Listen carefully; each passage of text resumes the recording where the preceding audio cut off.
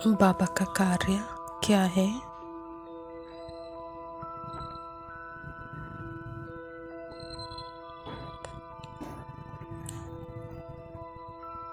बाबा अपने आप को दर्पण की तरह रखता है आत्मा के सामने।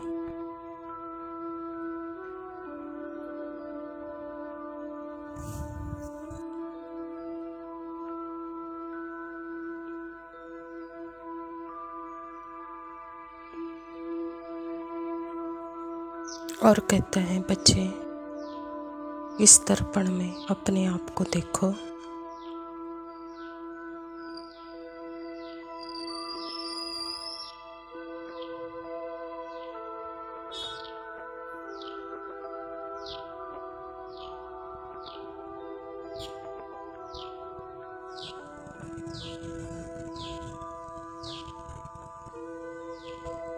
मैं कैसी दिखती हूँ?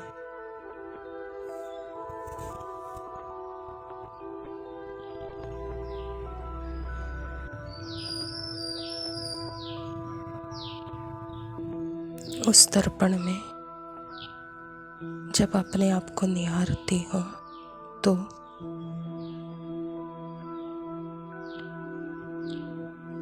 बिल्कुल प्योर, अनटच्ड साइलेंस।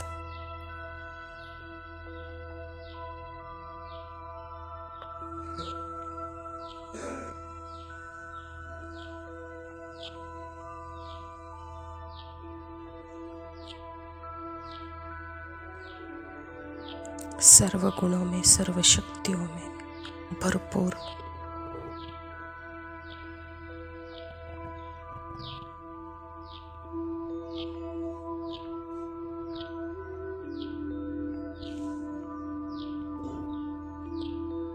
वह दर्पण मेरा परफेक्ट दर्पण है। दर्पण क्लीन और क्लियर है।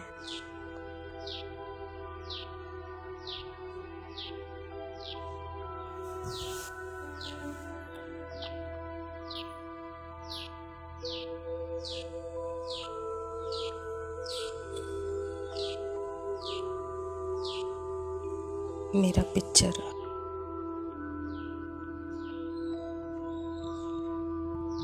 क्लियर दिखाता है।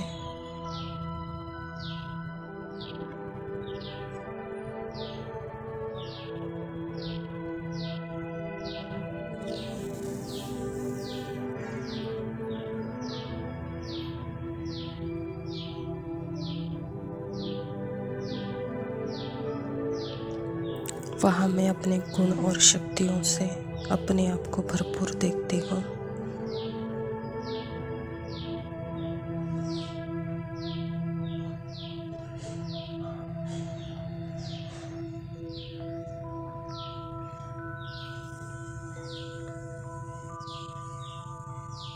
देह के मैं और मेरेपन से बिल्कुल डिटैच।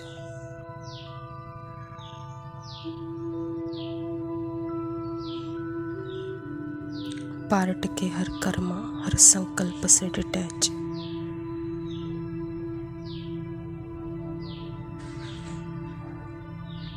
उस दर्पण में यह पार्ट का शरीर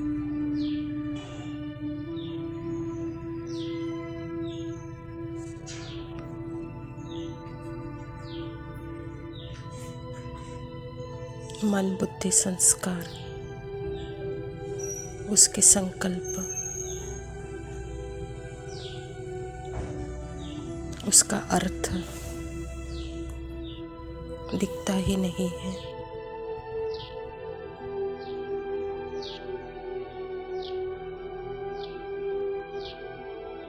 वहाँ अनुभव भी नहीं होता। वहाँ क्लियर मेरा पिक्चर दिखाई देता है, सिर्फ मैं और मैं।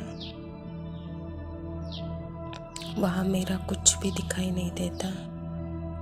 मेरा अर्थात वहाँ सिर्फ बाबा दिखाई देता है।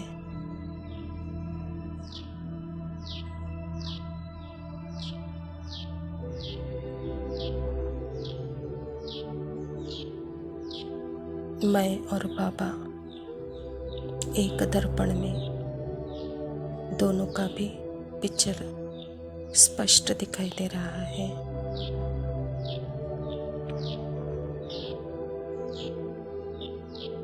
दोनों समान है, कंपेनियन है, कंबाइंड है। यही शिव शक्ति स्वरूप है।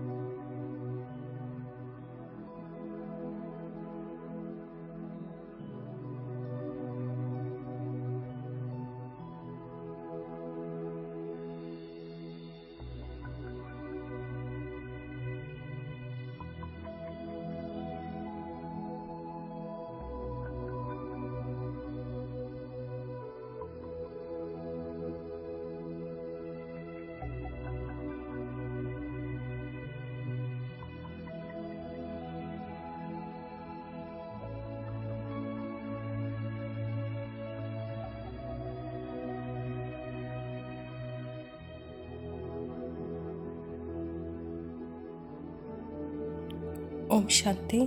प्रातः मुरली बाप दादा मधुबन। मीठे बच्चे, बाप तुम्हारा मेहमान बनकर आया है तो तुम्हें आदर करना है। जैसे प्रेम से बुलाया है ऐसे आदर भी करना है, निरादर नहीं हो। स्वयं परमपिता परमात्मा शिव बाबा प्रजापिता ब्रह्मा के तन में आकर के यह ईश्वरीय विश्वविद्यालय की स्थापना की है और इस ईश्वरीय विश्वविद्यालय के द्वारा ही अपना परिचय हम बच्चों को देते हैं। और परमात्मा पिता कहता है कि बच्चे, आपके बुलाने पर मैं आया हूँ, तो मैं आया हूँ तो मेरा आदर करो। प्रेम से बुलाया है तो आदर करो, निरादर नहीं करो। तो परमात्मा का आदर करना अर्थात ही उसके श्रीमत अनुसार चलना।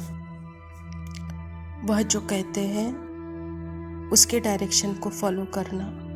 वह जो स्थिति बनाना चाहते हैं, स्थिति के लिए जो डायरेक्शन देते हैं, उस स्थिति अपनी बनानी है।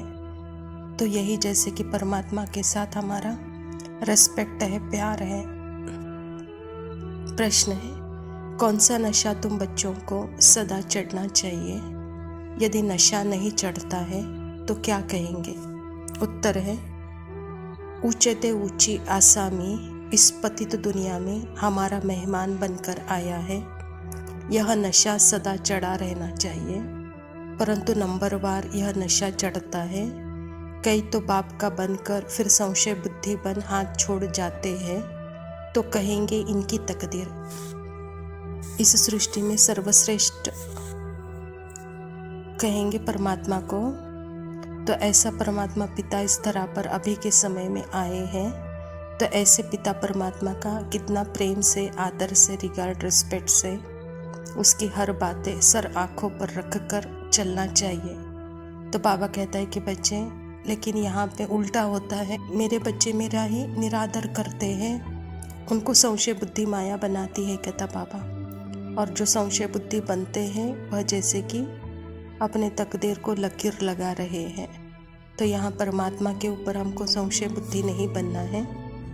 संशय बुद्धि है ही मन माया बनाता है।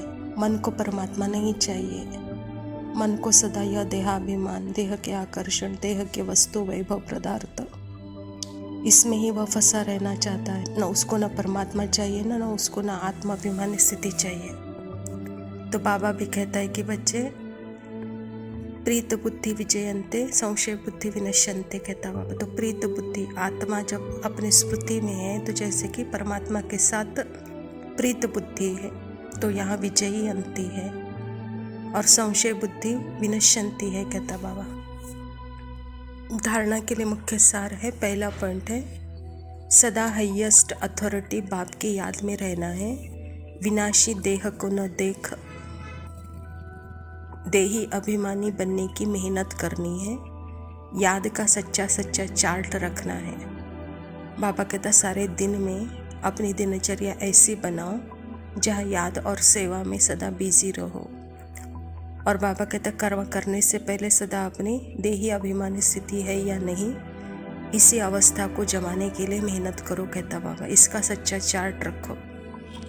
दूसरा पॉइंट है, दिन रात सर्विस में तत्पर रह, अपार खुशी में रहना है। तीनों लोकों का राज सबको खुशी से समझाना है। शिव बाबा जो श्रीमत देते हैं उसमें अटूट निश्चय रख कर चलना है। कोई भी विघ्न आए तो घबराना नहीं है। रेस्पॉन्सिबल शिव बाबा है, इसीलिए संशय न आए। बाबा कहता है कि बच्चे सदा याद और सेवा में अभी तत्पर रहो, क्योंकि परमात्मा हम बच्चों को तीनों लोगों का राज समझाते हैं। तो उस परमात्मा के श्रीमत पर अटूट निश्चय रख कर चलना है। भले विघ्न भी आए तो भी उसको देख कर घबराओ नहीं। रिस्पॉन्सिबल शिव बाबा है, शिव बाबा पर संशय न आए कहता बाबा। वरदान है, श्रेष्ठ वेला के आधार पर सर्व प्राप्तियों का अधिकार अनुभव करने वाले पद्मा पदम भाग्यशाली भव। बाबा कहता जो श्रेष्ठ वेला में जन्म लेने वाले भाग्यशाली बच्चे हैं, वह कल्प पहले की टचिंग के आधार पर जन्मते ही अपनेपन का अनुभव करते हैं। वह जन्मते ही सर्व प्रॉपर्टी के अधिकारी होते हैं। जैसे बीज में सारे वृक्ष का सार समाया हुआ है, ऐसे नंबर 1 वेला वाली आत्माएं सर्व स्वरूप की प्राप्ति के खजाने के आते ही अनुभवी बन जाते हैं। वे कभी ऐसे नहीं कहेंगे कि सुख का अनुभव होता है, शांति का नहीं, शांति का होता है, सुख का नहीं, व शक्ति का नहीं। सर्व अनुभवों से वह संपन्न होते हैं। बाबा कहता है जैसे राजा के घर में जब बच्चा पैदा होता है तो वह राजकुमार ही होता है। वह राजकुमार को जैसे कि अपनेपन का अनुभव होता है, वह सर्व प्रॉपर्टी का अधिकार होता है। बाबा कहता वह सर्व खजानों का अनुभवी होता है। वह सर्व सुखों का, शांति का, शक्ति का अनुभव से संपन्न रहता है वह राजकुमार। तो यहाँ पे भी परमात्मा की संतान अर्थात अपनेपन का अनुभव, अधिकार का अनुभव, नंबर 1 वेला के समय में नंबर 1 स्थिति का अनुभव, प्राप्तियों का अनुभव, सर्व खजानों से संपन्न स्थिति का अभी अनुभव जो करते हैं, तो वह जैसे कि बाबा कहता पद्मा पदम भाग्यशाली आत्माएं हैं, क्योंकि ऐसे श्रेष्ठ वेला में श्रेष्ठ प्राप्तियों का अधिकार प्राप्त कर रहे कहता बाबा। स्लोगन है, अपनी प्रसन्नता की छाया से शीतलता का अनुभव कराने के लिए निर्मल और निर्माण बनो। अच्छा मीठे मीठे सिकिलदे बच्चों प्रति माता पिता बाप दादा का याद प्यार और गुड मॉर्निंग। रूहानी बाप की रूहानी बच्चों को नमस्ते। हम रूहानी बच्चों की रूहानी बाप दादा को याद प्यार और नमस्ते। लव यू बाबा, शुक्रिया। ओम शांति।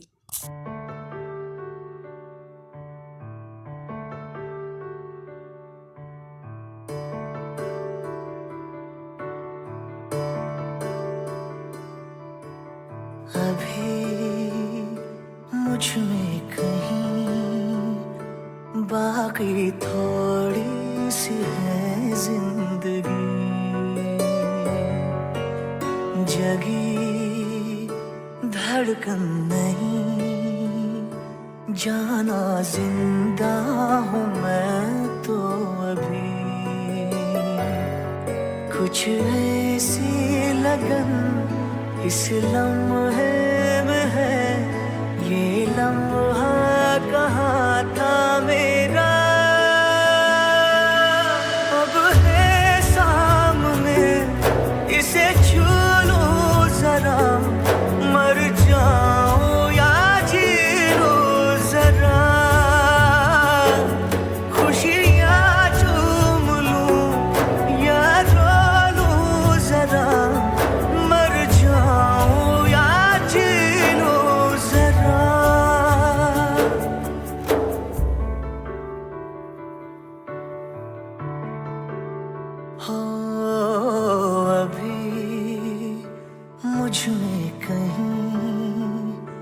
बाकी थोड़ी सी है जिंदगी।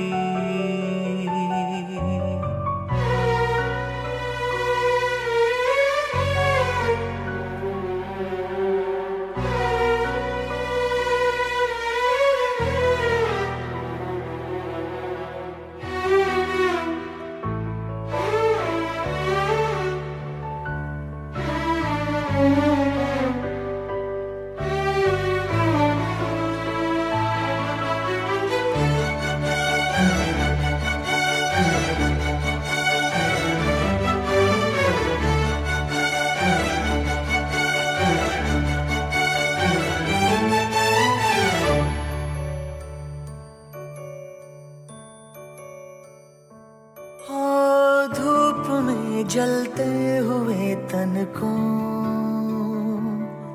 छाया पेड़ की मिल गई। रूठे बच्चे की हंसी जैसे फुसलाने से फिर खिल गई। कुछ ऐसा ही अब महसूस दिल को हो रहा है, बरसों के पुराने जख्म पे मरहम लगा सा है। कुछ ऐसा रहम इस लम्हे में है, ये लम्हा कहाँ था मेरा, अब है सामने इसे छू लूं जरा, मर जाऊं या जी लूं जरा, खुशियाँ चूम लूं या रो लूं जरा, मर जाऊं या जी लूं जरा।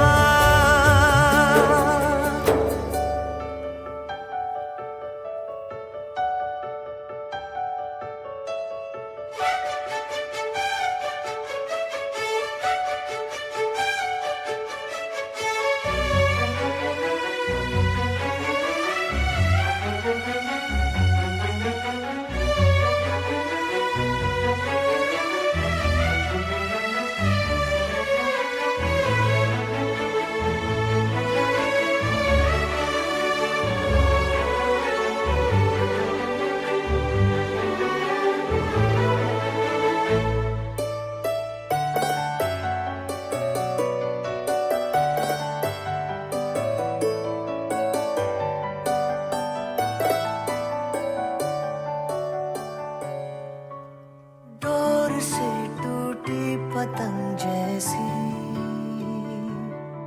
थी ये जिंदगानी मेरी। आज हो कल हो मेरा ना हो, हर दिन थी कहानी मेरी।